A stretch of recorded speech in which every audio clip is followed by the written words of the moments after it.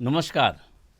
गणराज्य और दी ओखर उपलोखे मोर ओखो मोर भाई भोनी खाको लोक आंतरिक शुभेच्छा ज्ञापन करूँ। आज का दिन हम सभी देशवासियों के लिए अत्यंत महत्वपूर्ण है। सन 1950 में आज ही के दिन भारतीय संविधान को लागू किया गया और भारत एक संप्रभुता संपन्न एवं लोकतांत्रिक गणराज्य बना। गणतंत्र दिवस के इस पावन अवसर पर हम अपने संविधान के निर्माताओं को नमन एवं वंदन करते हैं। साथ ही उन सभी स्वतंत्रता सेनानियों को श्रद्धा सुमन अर्पित करते हैं जिन्होंने देश की स्वतंत्रता के लिए अपना सर्वस्व न्यौछावर किया। मेरे प्रिय असमवासियों, राष्ट्र हमें एक सूत्र में बांधता है। राष्ट्र से संबंधित प्रतीकों का विशेष महत्व होता है। इसलिए राष्ट्रध्वज केवल कपड़े का टुकड़ा नहीं, हमारा स्वाभिमान है। राष्ट्रगान केवल शब्द नहीं, हमारा आत्मसम्मान है। इसी प्रकार संविधान केवल एक किताब नहीं, हमारी प्राण शक्ति है। हम संविधान के प्रति निष्ठा रखते हुए सरकार के रूप में, नागरिक के रूप में अपने अपने कर्तव्यों का पालन करते रहें। यही संविधान के प्रति सच्चा सम्मान होगा। मेरे प्रिय असमवासियों, देश आज तेज गति से प्रगति कर रहा है। यह प्रगति केवल आर्थिक या भौतिक प्रगति नहीं है, बल्कि हम अपने सांस्कृतिक और आध्यात्मिक विरासत के प्रति भी अत्यंत सजग हैं। हम अपनी जड़ों से जुड़े रहकर आकाश छूने का हौसला रखते हैं।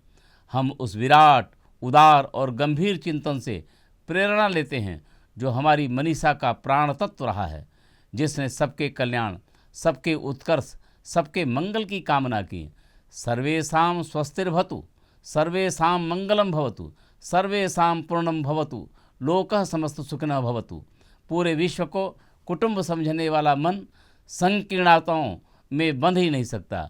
हम केवल अपने विकास की बात नहीं करते, हम सबका साथ सबका विकास की बात करते हैं। हमारे आदरणीय प्रधानमंत्री श्री नरेंद्र मोदी जी उसी परंपरा को आगे बढ़ा रहे हैं जिसे सदियों पूर्व हमारे ऋषि मुनियों ने वसुधैव कुटुंबकम की भावना को आगे बढ़ाया था। हमारे श्रद्धेय प्रधानमंत्री जी के नेतृत्व में विकास भी हो रहा है और विरासत भी संवर रही है। स्वर्णिम भारत का आधार इस मंत्र से ही सुदृढ़ होगा।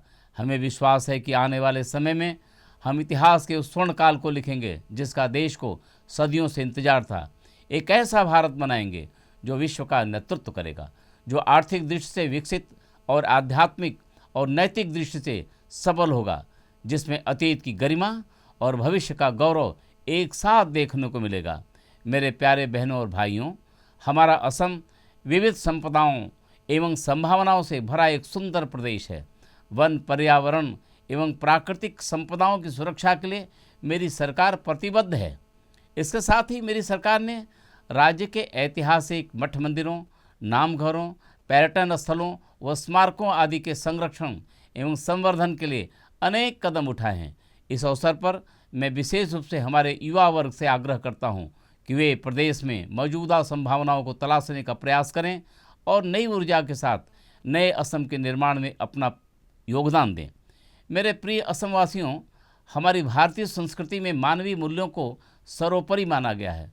सभी व्यक्तियों को, विशेष रूप से बच्चों, बुजुर्गों एवं दिव्यांगजनों को करुणा, प्रेम और सहानुभूति की आवश्यकता होती है।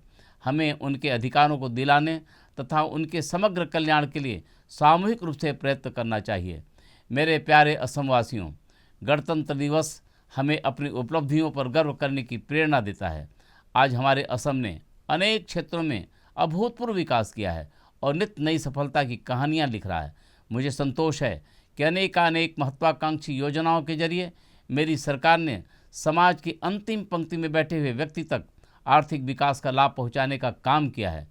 मेरे प्यारे बहनों और भाइयों, प्रदेश का चहुमुखी विकास ही मेरी सरकार का मूल लक्ष्य है। आइए हम सभी असम को विकसित प्रदेश बनाने का संकल्प को पूरा करने के लिए मिलजुल कर काम करें। ईश्वर हम सबको स्वस्थ, सुरक्षित एवं सानंद रखे और अपना देश एवं प्रदेश नित नए कीर्तिमान स्थापित करता रहे, यही मेरी कामना है। गणतंत्र दिवस की एक बार फिर आप सभी को हार्दिक शुभकामनाएं। जय हिंद।